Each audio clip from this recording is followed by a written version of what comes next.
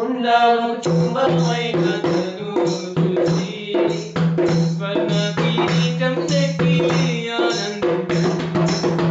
ఉండాము చుంబమైన తను చూసి స్వర్ణ కిరీటం తెచ్చి ఆనందించు.